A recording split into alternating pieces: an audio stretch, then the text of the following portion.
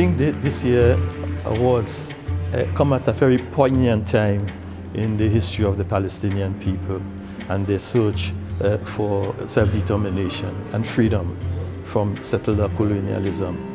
The selections that we had this year all highlight this theme, this concern. We had, for example, a book titled Against Erasure. That is to say, the erasure of their national identity, their culture and history. So without further ado, I would like to invite Sandra Barilla and Teresa Arangowan to come and get their awards. El principal objetivo, yo creo que la mayor virtud de este libro es que desmonta la mentira inicial del sionismo, una tierra sin pueblo para un pueblo sin tierra. Palestina nunca fue un espacio vacío. Había una sociedad, un pueblo en Palestina, y es lo que muestra este libro. A través de las fotografías vemos las vidas de aquellas gentes que fueron destruidas durante la Nakba por medio de una atroz limpieza étnica, como está ocurriendo ahora, el genocidio en Gaza. Y cobra significado de que no se puede olvidar, no se puede olvidar, ¿no? Esa frase que se dice tanto de nunca más, pues nunca más se puede repetir el intento de borrar a Palestina, sus gentes, su memoria, su cultura y su vida, ¿no? Well, as always, the books that get into the final shortlist are all so fantastic. It's really hard to choose among them. And they're very, very varied this year.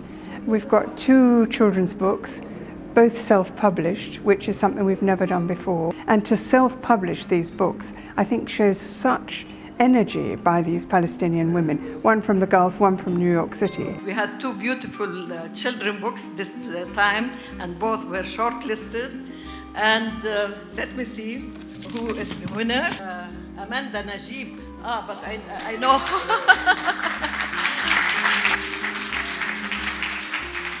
It's no secret that Israel calls Palestinian mothers' wombs demographic threats, and it's no secret that they consider our children to be threats to their future. And it's because our children hold so much in them. They're truly what liberation is. They're truly what's going to liberate Palestine. I'm hoping that highlighting stories of Palestine specifically that kids can see across the globe is one step in the right direction and a way to preserve our history.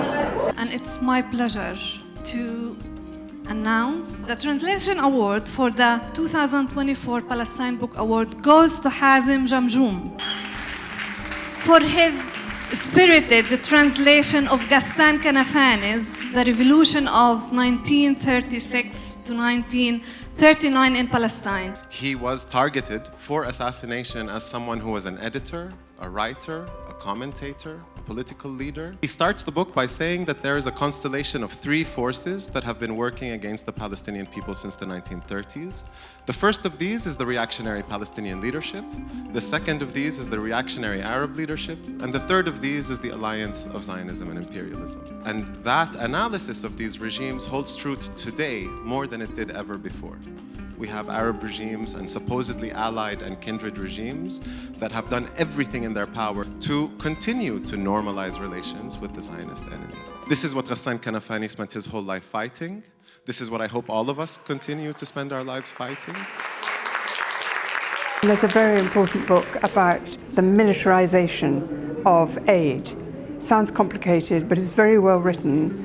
And a very excellent book. And the winner is Palestine Book Awards 2024 Academic Award winner Dr. Lisa Bongalia. This is a book that traces a long arc of the sort of deepening securitization of aid.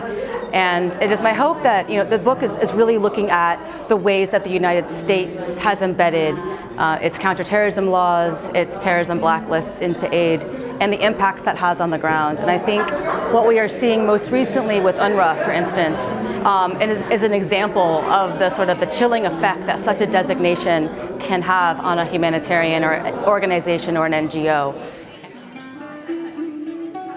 The first is a book co-edited by Alan Morrison and Atif al-Sha'ar called Out of Gaza, New Palestinian Poetry. The book is a collection of poems of rebel and resilience, death and resistance, displacement, occupation, exile and bombardment produced during the current Israeli genocide against Gaza. So this book came out of what was coming out of Gaza, and here we salute our martyr poets, Hiba Abu Nada, may God have mercy on her soul, and Rifat al-Ara'iyar.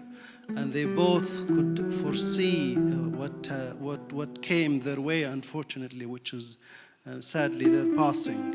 But their words remain with us, and that is extremely important. As I have often said, the Palestinians didn't and don't have material wealth.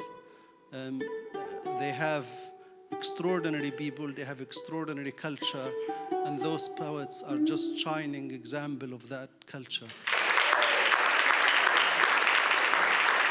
The Palestine Book Awards 2024 for oral history, the winner is Khadija Habashne. Khadija Habashne book is Nights of Cinema, the story of the Palestine Film Unit.